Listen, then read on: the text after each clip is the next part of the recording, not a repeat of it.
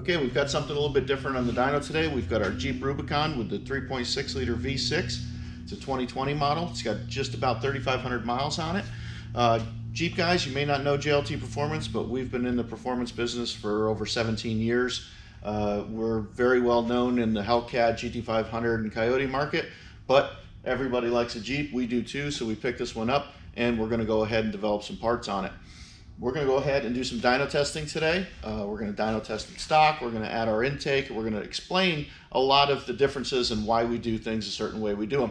Not a lot of people dyno Jeeps. There's not a lot of videos on YouTube or anywhere explaining why you do this or why you do that and what this means and what that means. Hopefully we'll give you a little bit of an education. We show you exactly what this air intake makes and explain why. So let's get started and see what we can do.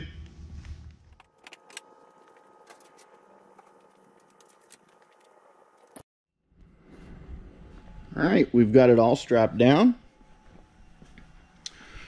We've got our laptop plugged in with HP tuners. This is a data logging software, and this is something that is very important. We're going to be monitoring engine coolant temp, intake air temp, and timing. Those are the three important things that you want to make sure that you're doing. Each run needs to be the same.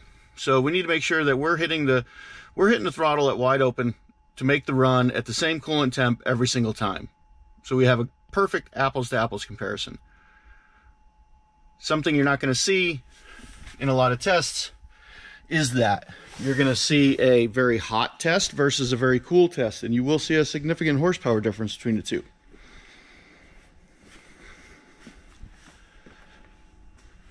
Here is our pickup for the tach signal. That's connected to one of the coil wires. And then also, in order to make a run on most any vehicle, you need to unplug the ABS fuse. Otherwise, the vehicle doesn't know what's going on and it wants to turn on the brakes. So there's no ABS fuse on the JL.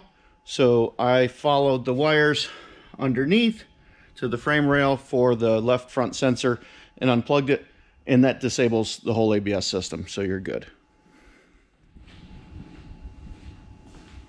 All right, one last point before we get started. Hood up, hood down. Every dyno test you're going to see online is going to have the hood up. And there's a reason for that. These fans are only strong enough to keep air going across that radiator to keep your coolant temps at bay. They are not here to simulate the airflow of what this car would be doing at speed. A typical dyno run can be anywhere from start of the run to the end of the run, 50 to 100 plus miles an hour. Depending upon the gearing, could be 150 miles an hour. These fans are not here to simulate that kind of airflow. So in turn, if you were to shut the hood on an open air intake, like we're going to be putting on this, your underhood temps would be far higher than what they would see at speed with the hood down.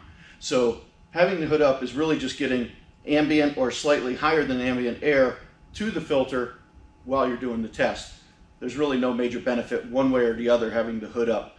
So we'll show you that in a later segment of the video, but this will all be done hood up, and that is the proper way to do it.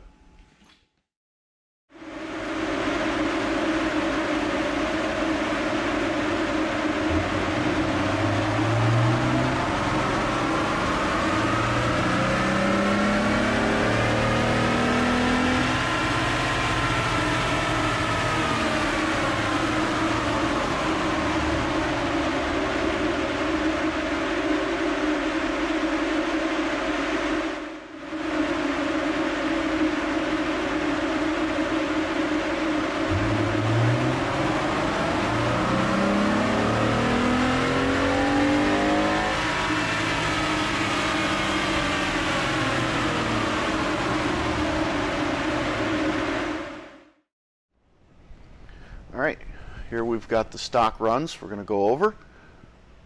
What I like to do is I'll run the vehicle 2, 3, 4 times. I want to get to where it's making its maximum horsepower and then starts to fall off, because whether it's pulling fuel or adding fuel, pulling timing, here you'll understand here. So first run, you can see it's all over the place. It's sensing knock, it's pulling timing, it's adding fuel. Run number 2 gets a little better. Run number 3 gets even better. and run number 4, you can see now it starts to drop off. So run number 3 is our best stock run. I think we all can agree on that. So that's the green run. Between 3 and 4 are the best runs. Number 3 is the best. Now we'll go ahead and clear the adaptive and swap out to the JLT.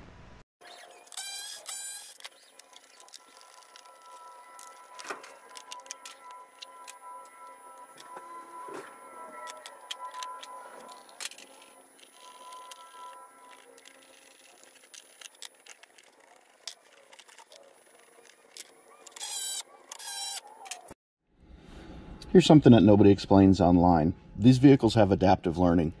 So you can't just go to a dyno shop, pay for 3 runs, run it in one configuration, throw a part on it, and then run it again and expect to see a difference. It's going to take time for the engine to basically make use of the new air or whatever the new part is doing.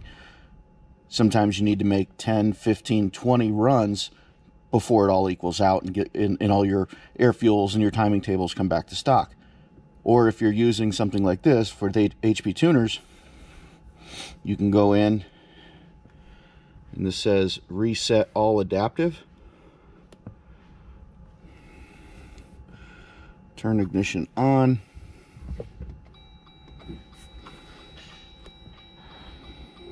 So now that has cleared all the adaptive learning in the computer, and it's going to start fresh, and it's going to come to its regular running air fuels and timing tables a lot faster.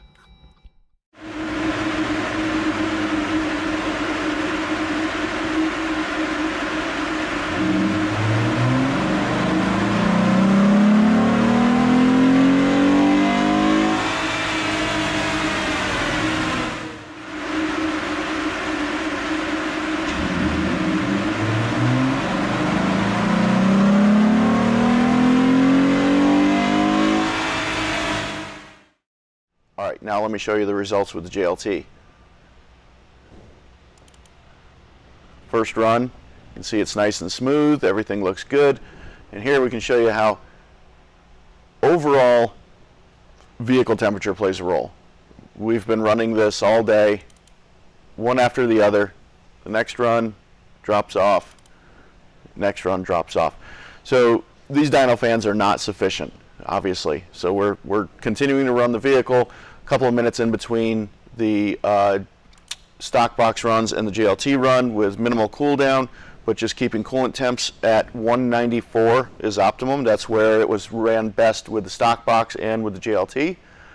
But repeated runs makes everything hot, so your power suffers. That doesn't happen on the street because you've got more airflow. So let's pick the best JLT and the best stock box run, and you can see we got peak numbers of 217 versus 221 and horsepower, and 216 and 219 torque. You know, you're only looking at 3 and 4 horsepower and torque, but in these upper RPM ranges we're seeing upwards of 4 and 5 horsepower gains, and let's see, torque also 5 foot-pounds of torque as well, and these gains are throughout the RPM range. Now, again, this is the best stock versus the best JLT. Not a lot of people are going to do that. They're going to show you the worst versus the best. But, you know, this is a realistic gain. If the test is done right, this is what you should see. Okay, we're going to make a run through the speeds that you would on the dyno. Showing 53 degrees outside. Let's see if we can possibly watch the temperatures. Stock box.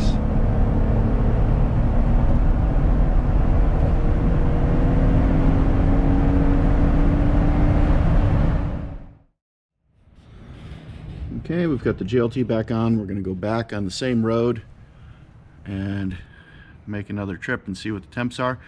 I don't know if you can pick this up in the video, but you can see how well we designed this so this seals to the hood. Let's see how good it is. Okay, JLT installed, 54,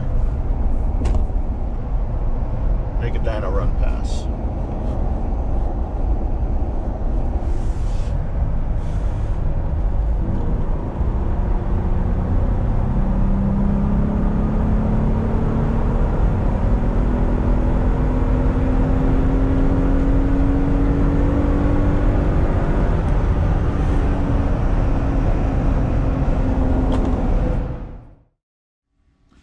Okay, so what do we hope we learned today? The goal of this video was to show you that air intakes on the Jeep actually do make power. Not a ton of power, but 4 to 5 horsepower is nothing to sneeze at for under $200 for the JLT. If you test it properly and you make sure your temperatures are the same, shut off your adaptive, and you're going to see the power difference. Going to the dyno and just trying to swap parts or comparing against last week's dyno runs, it's not any way to do it. And we know the Jeep guys aren't going to go to the dyno, but we just wanted to be transparent and show you how to properly do things. We also learned a little bit about hood up and hood down dyno testing. Guaranteed this is an argument that's going to go on forever, but hopefully you saw that when we're at speed, when we're on the street and we've got the hood down and we go wide open throttle from 40 to 80 miles an hour, the inlet air temps with the stock box and with the JLT are a couple of degrees above ambient. And that's the way it is. That's why you have the hood up. Hood down, you're just going to have the temperatures go through the roof. So in the end, hope you enjoyed it. Thanks for watching.